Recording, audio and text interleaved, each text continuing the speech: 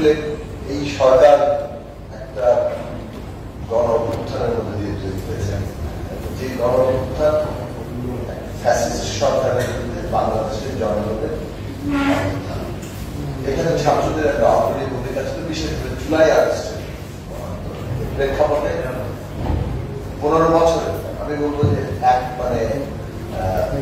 15 বছরের একটা আন্দোলন ছিল। বিশেষ করে 2011 সালে যখন পঞ্চদশ সংশোধনী হয়, তারপর থেকে সরকারের একটা ইন্টেনশন, তার গতিপ্রকৃতি ঠিক হয়ে গেছে, কোন দিকে যেতে যাচ্ছে, এবং সেটা 14 সালে এসে প্রতিষ্ঠিত হয়ে গেছে যে এরা একদলীয় একটা ফ্যাসিস্ট শাসনের দিকে যাচ্ছে, পুরোটা কবজা করবে।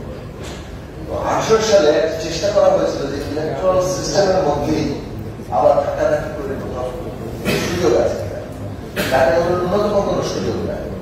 মধ্যরাত্রে ভোট ডাকাতি করে মোটামুটি অপোজিশনকে হাতে হাতে ধরিয়ে দেওয়া যায় বলে সেটা করেছে। বিএনপির মন্ত্রণালয়কে 6টি সিট দিয়েছে, এটাতে আপনি বলতে পারেন কত নেতা জামানত বাজার করেছে, সেটা দেখে তো একটা বিস্ময়কর ব্যাপার লাগে, তাই না?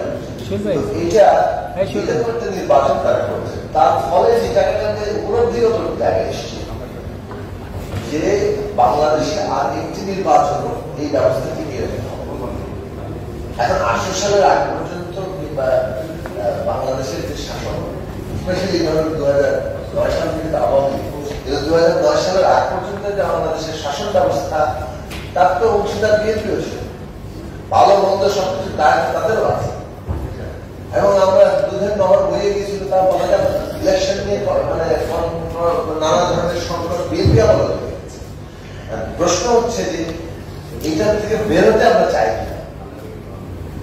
বিএনপি রাজনৈতিকভাবে এই সিদ্ধান্ত নিয়েছে বলে আমাদের সাথে বিএনপির একটা ঐক্যগত জায়গা, জনগণের মধ্যে ঐক্যতা তৈরি হওয়ার জায়গা।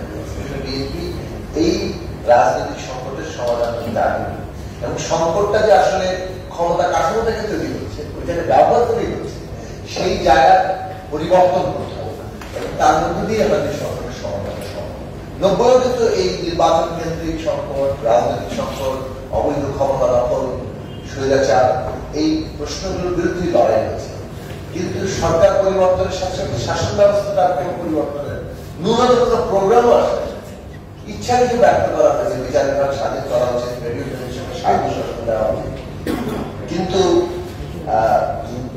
বাংলাদেশের ক্ষমতা কাঠামো যে করেছে, এমনকি খুব ভালো একটি নির্বাচনের মধ্য দিয়েও বিদ্যমান এখন যে সংবিধান আছে, এই সাথে যিনি প্রধানমন্ত্রী তিনি আসলে একটা কার্যত একটা স্বৈরাচারী প্রধানমন্ত্রী, তার একটা সমস্ত ক্ষমতা কেন্দ্রীভূত, তিনি জবাবদিহিতার ঊর্ধ্বে, আপনি সংবিধানের ঊর্ধ্বে।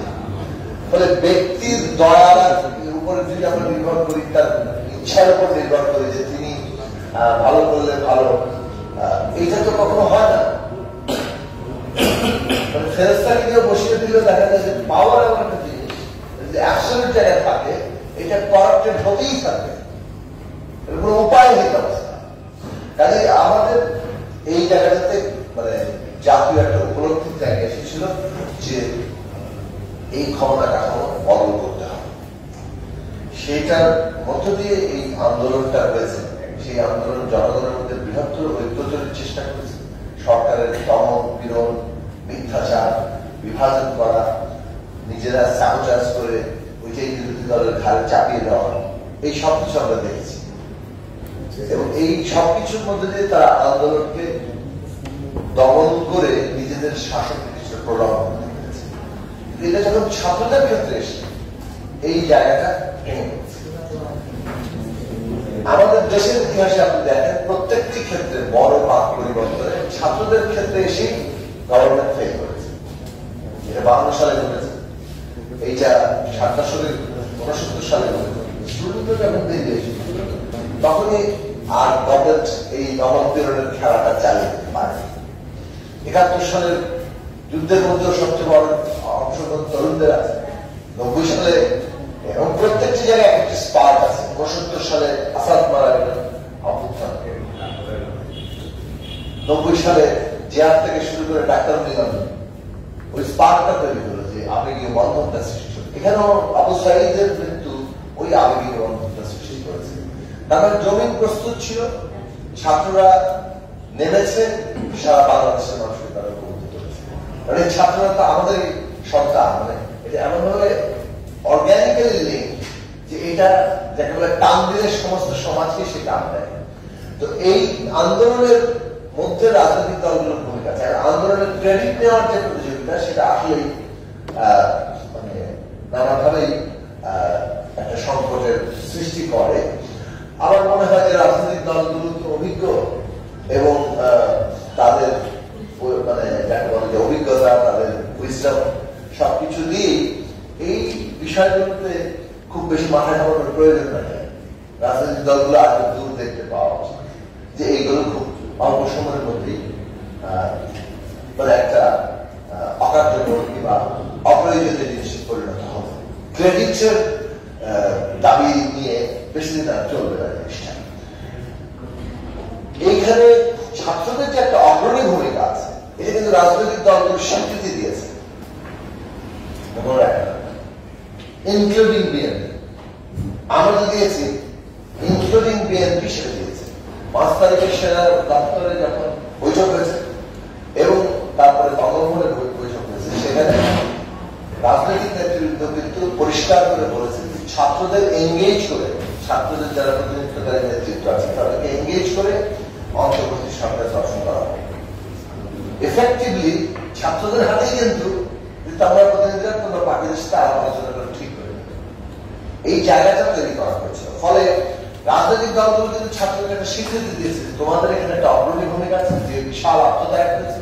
তাহলে আমরা আশা করি তোমরা এই অন্তর্বর্তী সরকারটাকে এগিয়ে যাও, আমাদের সমর্থন আছে, প্রয়োজনীয় আলাপ আলোচনা করে নিয়ে এই ঐক্যের জায়গাটা এবং তরুণদেরকে একটা যে তাদের কৃতিত্বকেও একটা সামনে নিয়ে যাওয়া, সেটা রাজনৈতিক দলগুলো করেছে। আজকে এই অপ্রয়োজনীয় বিতর্কতে তৈরি হচ্ছে যে বিশেষত ক্লেম নিয়ে, সেটা ক্ষতিকর মানে আমি মনে করি বেশি ঠিক মানে এটার কোনো এফেক্ট থাকবে না। এখন এই কারণে আমি এই কথাগুলো বললাম যে সরকারটা শেষ পর্যন্ত আমাদের সরকার এবং এটা আমাদের প্রতিপক্ষ সরকার, মানে এটা হচ্ছে আমার প্রতিদ্বন্দ্বিতা করার জায়গা। হ্যাঁ, ছাত্রদের রাজনীতি করার প্রশ্নটা এসছে, ছাত্রদের রাজনীতি করার অধিকার মানে ছাত্র প্রতিনিধি যারা আছেন তার মধ্যে যদি পলিটিক্স করতে চান, পলিটিক্যাল পার্টি করতে চান, সেটা কিন্তু তাদের অধিকার আছে, কিন্তু ক্ষমতা করা সেটা ঠিক হবে না। বাইরে যে মানে ক্ষমতা থেকে বেরিয়ে গিয়ে তারপরে যার রাজনৈতিক দল গঠন ইচ্ছা আছে তার রাজনৈতিক দল কিন্তু যতক্ষণ এই সরকারটা আছে, এইটা আমরা মনে করি যে এই সরকার আমাদের প্রতিপক্ষ না, এই সরকার অন্তর্বর্তীকালীন সময়ের জন্য এসেছে এবং এই সরকার একটা নির্দিষ্ট তাদের দায়িত্ব পালন শেষে তারা বিদায় নেবে। এখন তাদের দুটো কাজের কথা আমরা বলেছিলাম, একটা হচ্ছে আপনাদেরকে দৈনন্দিন রাষ্ট্র পরিচালনা করতে হবে, এটা তত্ত্বাবধায়ক সরকারের মতো না যে খালি সই করে 3টা মাস পার করে দিয়ে ইলেকশন করে ফেলবেন।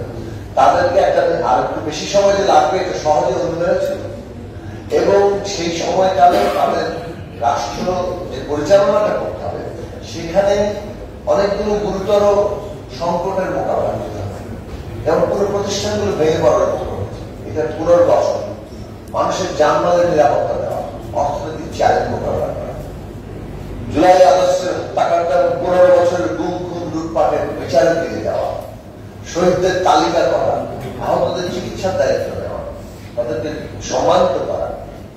অন্তত প্রাথমিকভাবে আমরা বলেছিলাম যে 5টা জরুরি আপনাদের কর্তব্যের জায়গা আছে। 3 মাস পরে এসে এর হিসাব দেওয়ার সময়, একই সাথে আরেকটা জরুরি এবং সবচেয়ে গুরুত্বপূর্ণ কাজ হচ্ছে পলিটিক্যাল ট্রানজিশন, রাজনৈতিক উত্তরণের কাজটা নিয়ে যাওয়া। সেই জায়গাতে আমরা এই প্রস্তাব করেছিলাম যে আপনারা যত কমিশন গঠন করেন, আপনাদের প্রস্তাব রেডি করেন, এগুলো অংশীদারদের সাথে আলোচনার ভিত্তিতেই তৈরি হবে, যে এটা একটা চেহারা দেবে। কেননা সংস্কারটা একটা বায়বীয়, যে যার জায়গা থেকে সংস্কারের কথা বলছে, এটার তো একটা কমন মিনিমাম জায়গা তৈরি করতে হবে, কোন সংস্কারটা আমরা করতে পারছি। ফলে কমিশন গঠনের প্রস্তাবটা তারা গ্রহণ করেছেন, সেটা কাজ করছে, ততটুকু সময়টা আমাদের দিতে হবে। একটা বড় সমস্যা কমিশনের সিদ্ধান্তের ক্ষেত্রে আমরা দেখি, সেটা হচ্ছে তারা পলিটিক্যাল পার্টি সহ অন্যান্য অংশীদারদের কাছ থেকে তাদের বক্তব্য লিখিতভাবে নানাভাবে সংগ্রহ করছেন, কিন্তু যেটা দরকার সেটা হচ্ছে তাদের সাথে আলাপ আলোচনা করেই কমন মিনিমাম সংস্কারের প্রস্তাব তৈরি করা। সেটা সেটা না করলে তাদের প্রস্তাবের ভিত্তিতে যখন পলিটিক্যাল পার্টির সাথে আলোচনা শুরু হবে, এটা একটা বড় ধরনের গ্যাপ তৈরি করতে পারে, যে গ্যাপটা আরো মানে সময়কে মানে সংক্ষেপক ভাবে সময়টাকে বাড়িয়ে দিতে। কিন্তু দৈনন্দিন রাষ্ট্র পরিচালনার যে মানে জায়গা, সেখানে আমরা সরকারের অনেকগুলো সংকটের জায়গা দিচ্ছি। এই কথাটা একটা যখন আমরা বলি পাবলিক সরকার